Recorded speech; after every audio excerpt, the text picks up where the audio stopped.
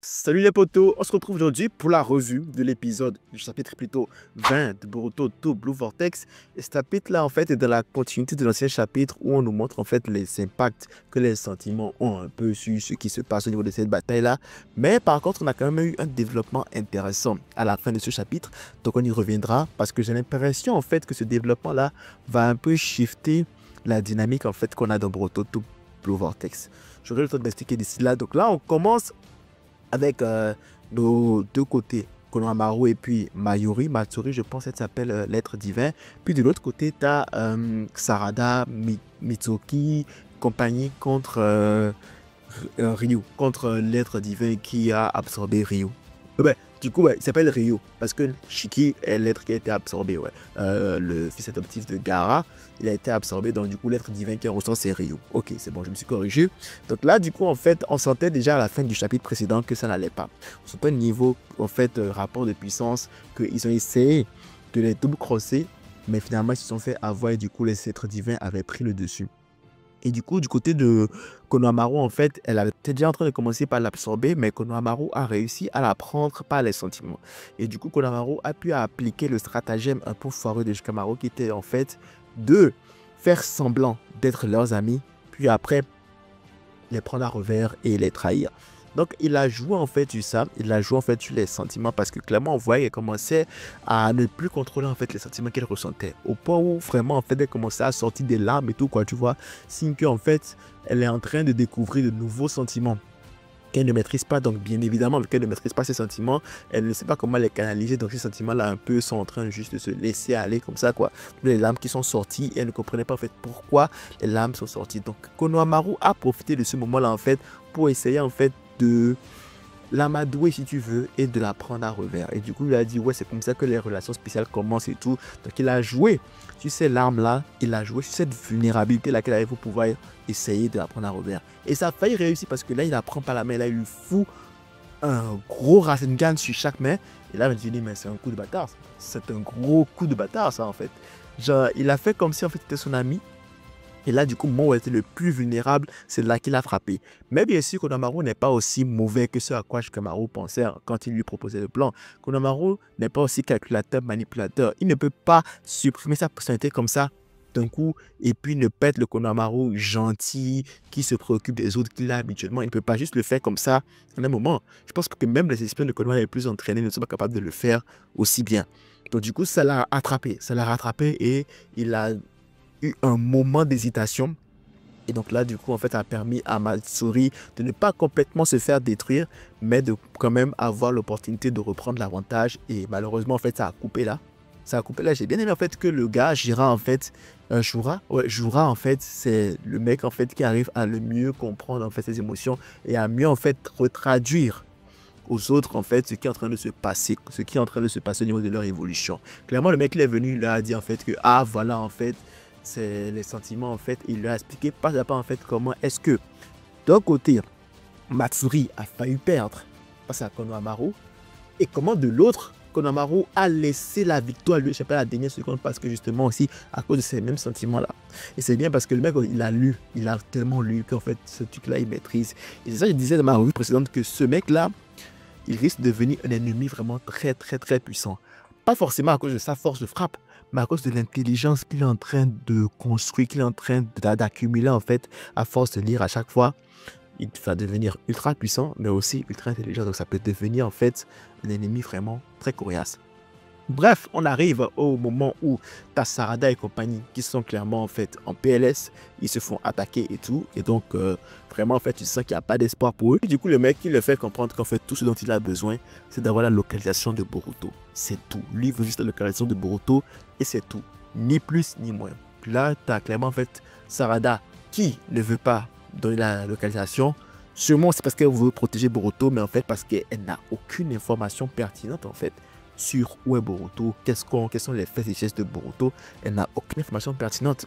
Puis là, tu as l'autre, Yodo, je me rappelle de son nom, qui en fait, à un moment donné, m'a un peu surprise parce que c'est la première à dire à Sarada de vendre Boruto, alors qu'elle éprouve les mêmes sentiments que Sarada a envers Boruto, envers Shiki.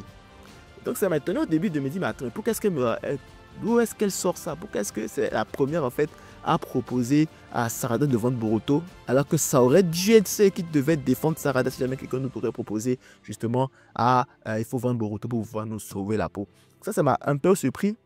Puis là, finalement, en fait, elle s'est rattrapée et elle a clairement expliqué à Sarada qu'elle éprouve le même sentiment que Sarada, en fait. Et du coup, en fait, elle comprend ce que Sarada ressent. J'ai pas trop compris ce shift-là entre la page d'avant puis la page de maintenant où elle comprend en fait que voilà quoi, c'est vraiment pas pertinent. En fait, Sarada ne vendra jamais Boruto à cause des sentiments qu'elle a pour Boruto, en fait, tu vois.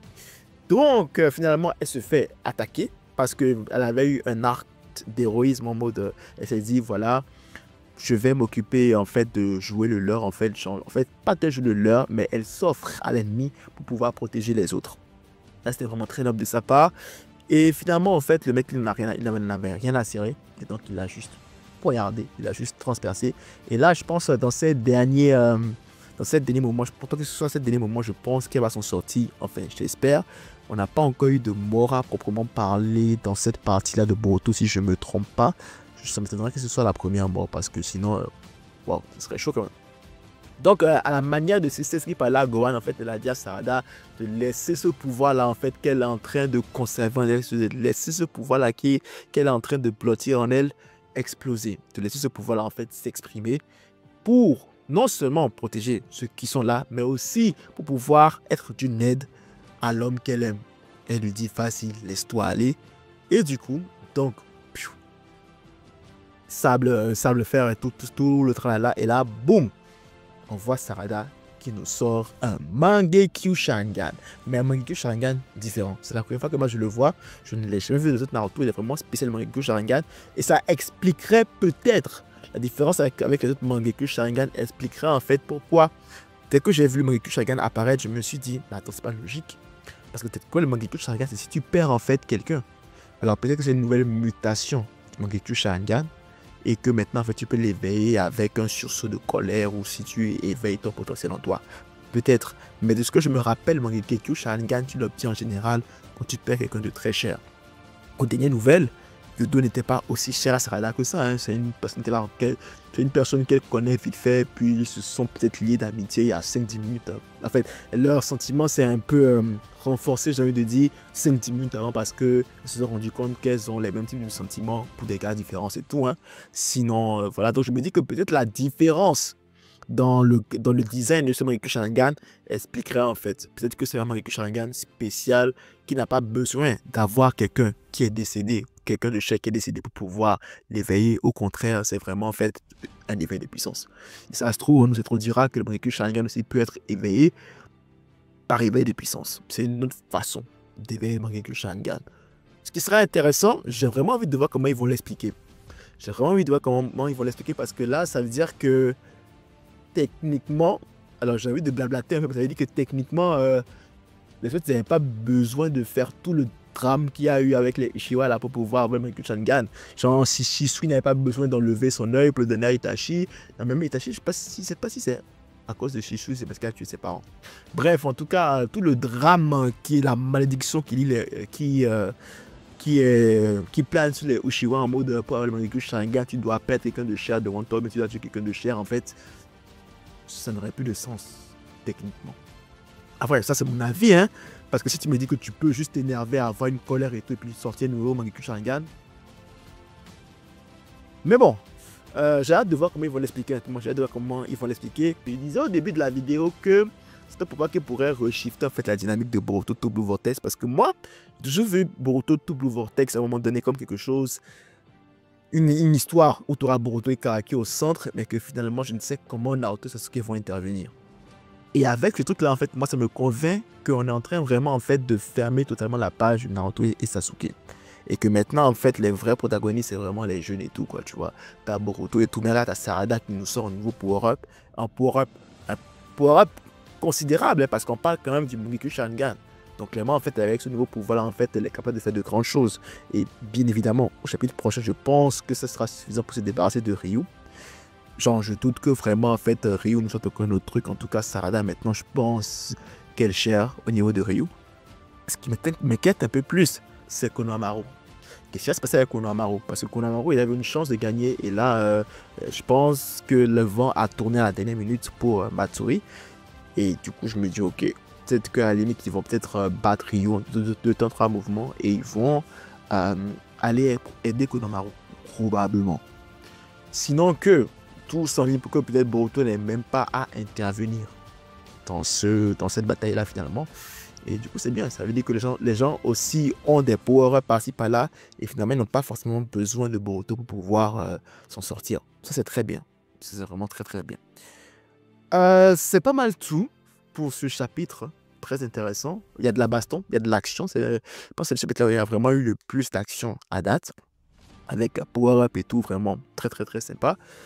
Et j'ai hâte de voir surtout comment ils vont l'expliquer dans le chapitre prochain. Je ne sais pas s'ils vont l'expliquer dans le chapitre prochain. Je pense pas, je pense qu'ils vont finir la bataille, mais je m'attends vraiment à ce qu'ils me donnent une explication au pourquoi du comment Sarada en fait a eu le Mangekyou Sharingan de cette manière-là en fait. J'aimerais vraiment comprendre. Si vous avez aimé la revue, n'hésitez pas à liker, ça fait toujours plaisir. Si vous n'êtes pas encore abonné, abonnez-vous, ça fait encore plus plaisir. Max de like, max de partage, je vous retrouve très très bonne vidéo. Et ça pour une vidéo proche. C'est tout pour moi. À la prochaine.